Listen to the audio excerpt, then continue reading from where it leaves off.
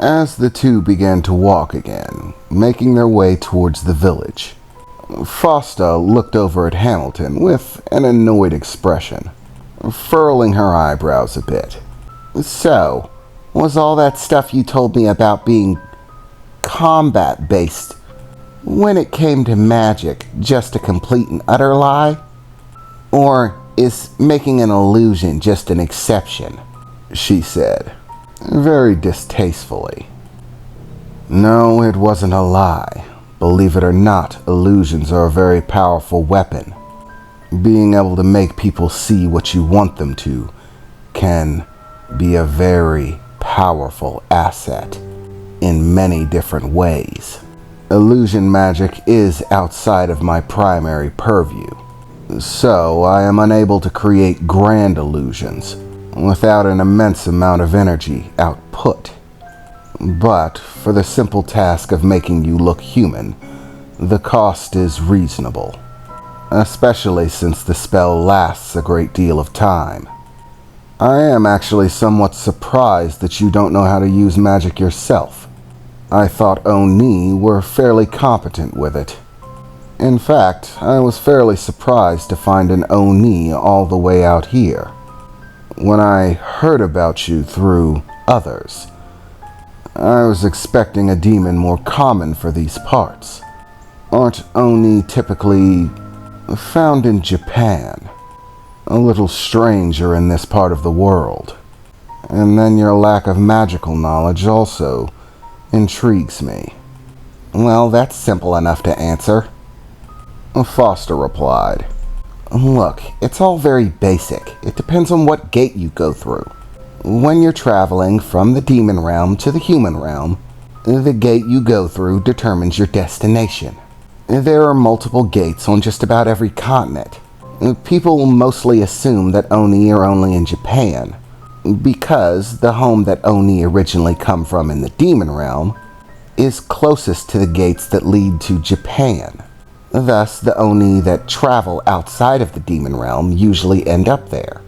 But my parents did not live where the Oni primarily come from. We were what you might call black sheep. We didn't live in an area populated primarily by Oni. There was a fair amount of discrimination. So we eventually decided to move to the human world. And that's how I ended up here. I've spent most of my life here in the human world. I was only a little girl when we passed through the gate. That was about 220 years ago. Wow. You're much younger than I would have surmised. I was expecting at least 400. Ugh, now I feel like I'm working with a toddler," Hamilton replied, adjusting his glasses somewhat. "Hey, don't be offended by my youth. If you're an old, crusty demon, that's your own business. I'm not going to judge you for it. Besides, don't you know it's rude to comment on a woman's age, regardless of what age that is? And how old even are you? I bet you're pushing 1,000. "Closer to 2, actually." "So, where do wraiths come from?" Foster asked, as she shuffled through her bag again, looking for something else to eat. "Are all these questions really necessary?" Hamilton replied, seeming a bit annoyed with the conversation. "It's just a conversation. Do high-level demons not have conversations anymore? Once you reach a certain level of power, it's just silence forever?" "No, of course not. I suppose the lack of questions is simply a result of having known everyone you primarily know for at least several hundred years. It's not as if people I've known for centuries have any need to ask for my name or personal details. But, if you must know, wraiths primarily live in small scattered family groups, and usually tend to vie for power and control between each other. For whatever be the reason, wraiths don't like to be in close proximity with other wraiths, unless they're related to them by blood. We tend to dislike each other. Why, I'm uncertain. I specifically was actually an orphan. I wasn't raised by anyone. Well, after a certain point. During one of the Great Wars, almost 1,007, or no, more like 1,800 years ago, my family was killed during one of these conflicts. I was the lone survivor, and thus was left alone to fulfill our family duties. Your family duties? What do you mean? My family in particular was held responsible for something of great importance. A library. There was, of course, a normal library that one might easily find in the demon world anywhere. But this was simply a cover. The truth was that the real thing that we were protecting was the hidden library underneath it, in which very powerful knowledge was stored. It was our family's responsibility to guard that entrance, protect the information at all costs, even our lives. After my family's death, I expected that eventually someone from the kingdom would come to replace my family, perhaps put me somewhere where I could be raised properly. But no one ever came. What? Why would no one come? If you're sitting on top of valuable information like that, don't you think it's a bit reasonable for them to check up on it? Why would they just leave you there? Why wouldn't anyone notice that everyone there died? Well, except for you. It's quite simply one of the weaknesses to secrecy.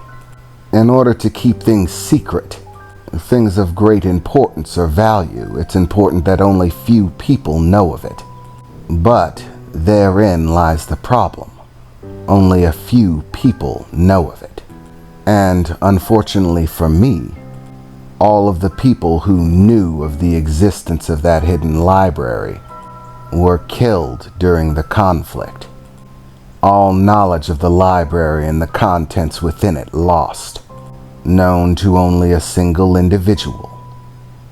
Me.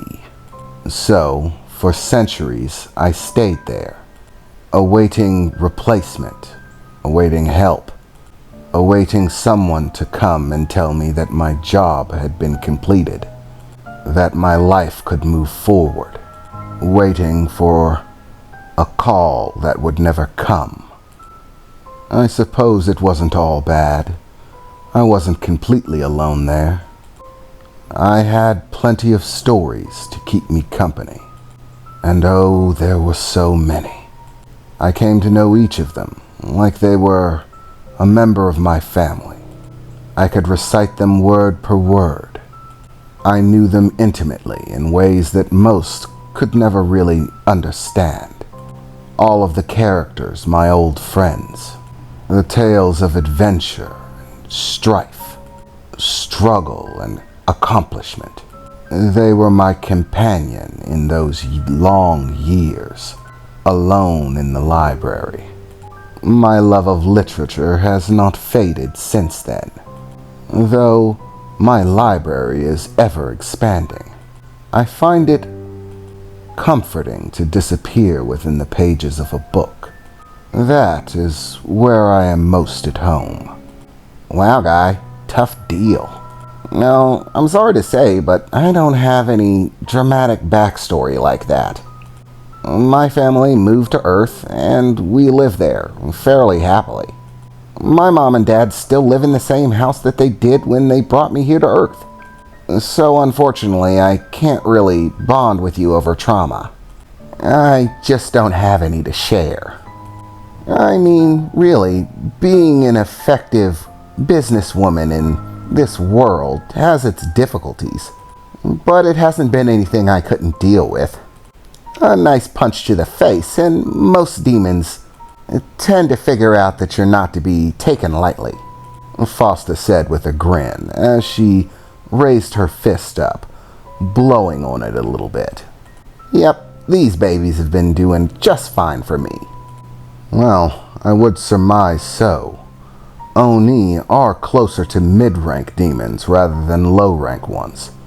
Your physical strength, stamina, and abilities are higher than the average demon. Most of the rabble that I've come in contact with since coming to Earth haven't been high enough level to challenge an Oni, even one that doesn't know magic, which once again is still surprising. Oni have a great deal of demonic energy. You should learn how to utilize it. Oh, so you're going to give me magic lessons now? Foster replied. No thanks. I don't need any handouts, or for you to do me any favors. This is just a job. I'm working it, and once it's over, we can go our separate ways.